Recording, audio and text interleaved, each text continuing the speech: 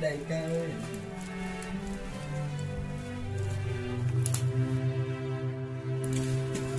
Ôi mệt quá.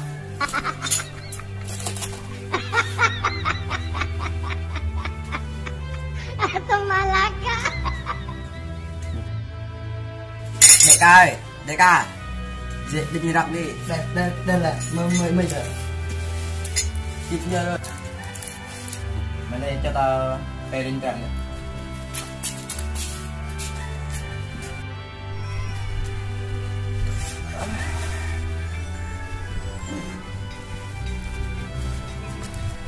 Không kia đâu. Wow.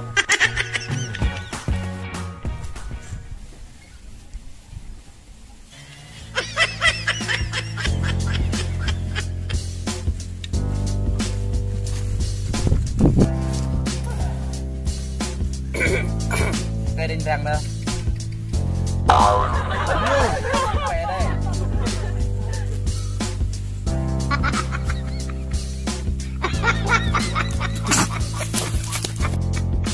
Atau Malaka. Atau Malaka.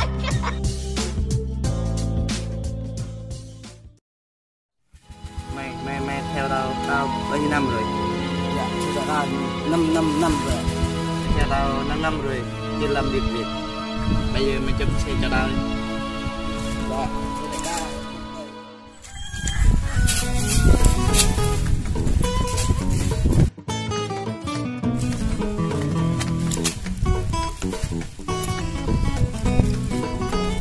Rồi, Ipet na lang.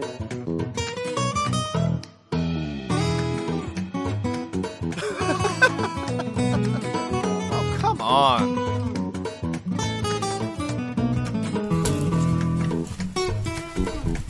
Đưa ra, có xe rồi. Có xe rồi.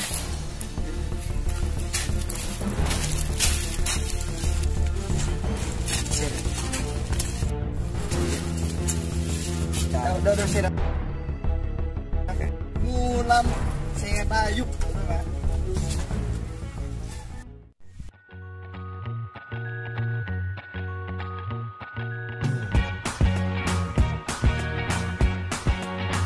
Vâng. Buồn quá.